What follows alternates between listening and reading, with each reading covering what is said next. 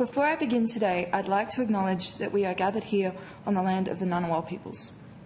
This always was and always will be Indigenous land.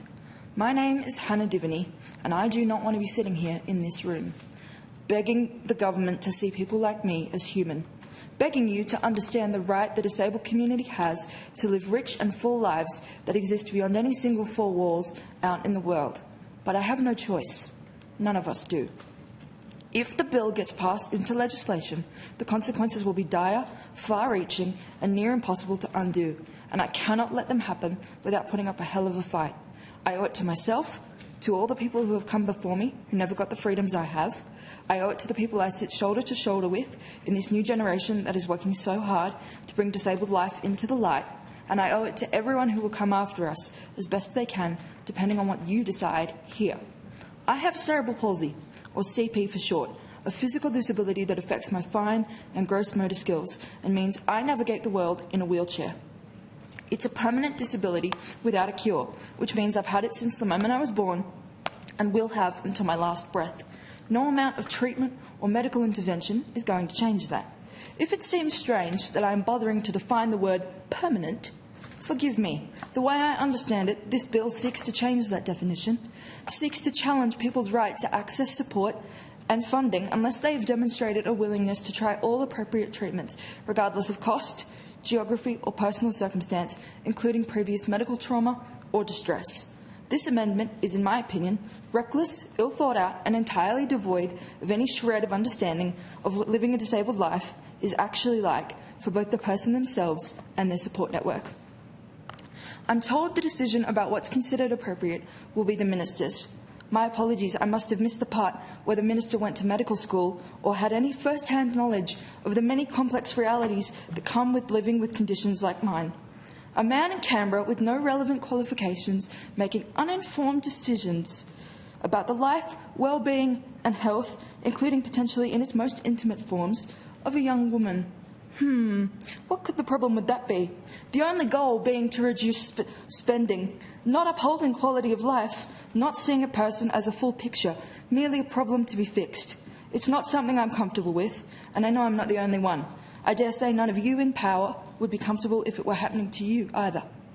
Now, unless you're telling me that the Minister or members of this Parliament know of some amazing breakthrough that neither I nor the world-renowned researchers I work with under one of my many jobs have heard of, in which case, please let us know immediately. My disability is not going anywhere, and neither am I.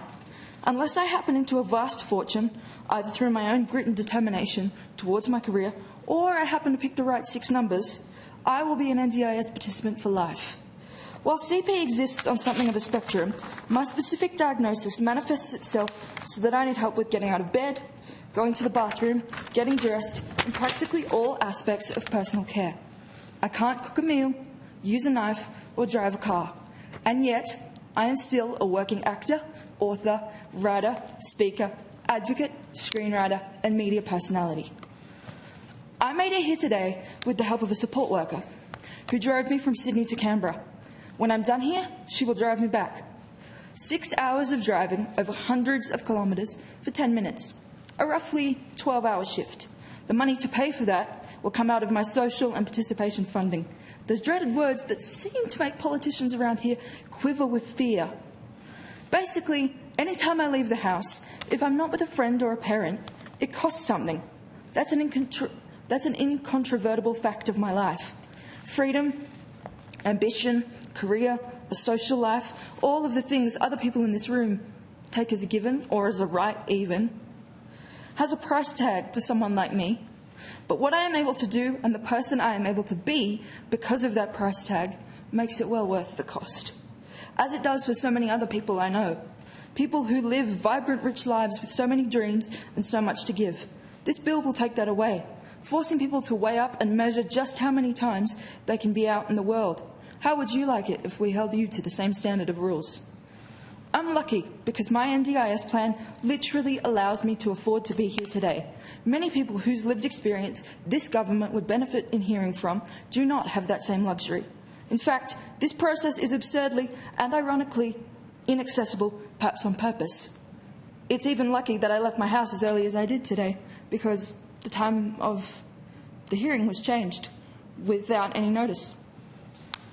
The less you are faced with the reality of disabled lives, the easier it is to hide, to bury your head in the sand. Now, earlier this year, the Australian Financial Review published an article with the headline, "NDIS spends $12 billion on support for haircuts, walks and movies." That's a headline designed with intentional misinformation to stir up fear, anger and resentment, especially in a cost of living crisis towards disabled people. Neither the government or the NDIA responded to or corrected that narrative, failing to point out the truth of how social and community participation funding is actually used, instead preferring to obsess and panic using our community as a scapegoat yet again. Those who call the shots around here seem very upset about how big the spending has gotten in this category. How dare disabled people want to leave the house? Don't we know we were never meant to be seen, heard or thought of? So allow me to clarify. Social and community participation funding does not pay for an item itself, but simply the privilege of being able to physically access it, a privilege most of the world doesn't even realise they have. Let me put it to you this way.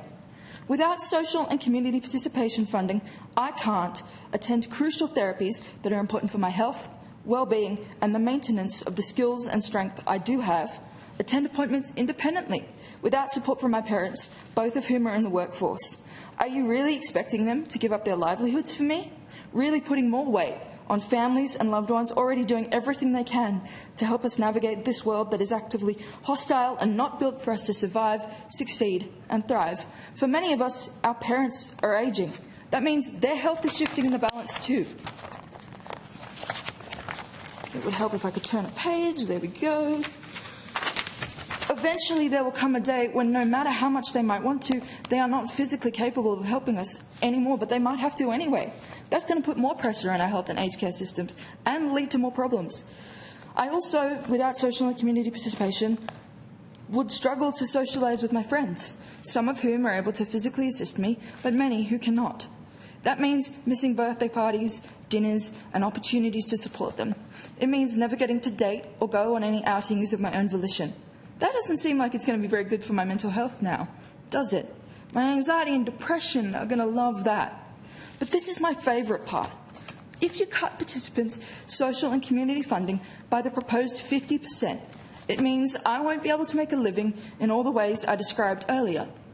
Won't be able to say yes to spontaneous, creative opportunities like learning how to be a play school presenter. Won't be able to do the networking and challenging of traditional representation that means so much to so many people. Without a livelihood, I will no longer be a taxpayer. You know, one of those poor sods shouldering the burden of the NDIS, forgetting the fact that the disabled community is the only marginalised community a person can join at any time without any warning. I suppose the only upside is, if I'm not working, then I'll have even more time to be a thorn in the government's side, and so will my friends. That should be fun. In spite of copious evidence that fraud plagues the NDIS, something this government has itself admitted, none of the proposed measures actually address the issue. You claim they do, and that these changes will empower us, but we know the truth. They'll do the very opposite.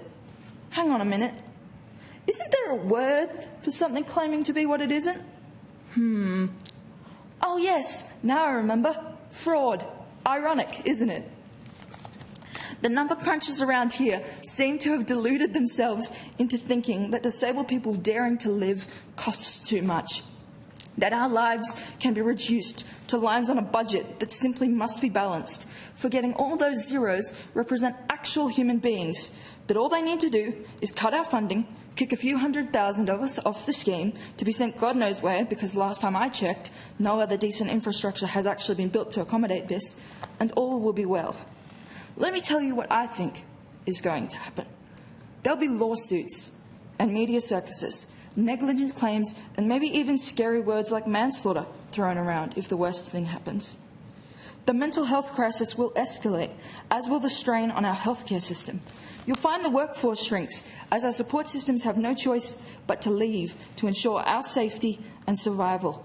That'll mean more people rely on other government support, Centrelink and the like. But those systems won't be able to handle the load already stretched to breaking point. What happens if they collapse? If our economy actually creeps closer to the edge of the cliff rather than further away? What happens then? Well, disabled people will experience loneliness and isolation on a scale that belongs in the dark ages.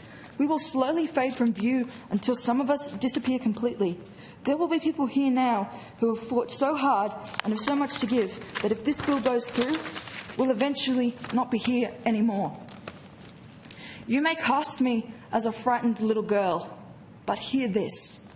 When disabled people die as a direct result of this bill, and they will, their blood will be on your hands. How do I know people will die? Because you will have made it impossible for them to live in so many ways.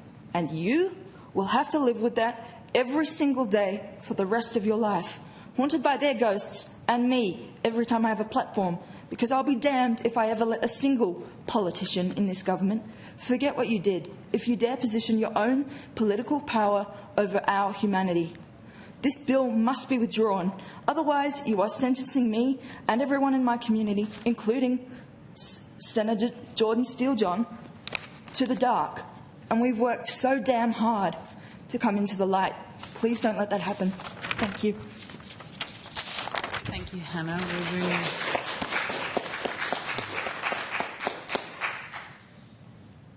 We really appreciate your time coming and sharing your views with us. There's nothing more to say. Okay, fantastic. Thank you, Hannah. We do appreciate it. There's a it's a long way to come. Well, the future of my entire community depended on it, so yeah, it was worth it. Indeed. Authorised by J. Steele-John, Australian Greens, Canberra.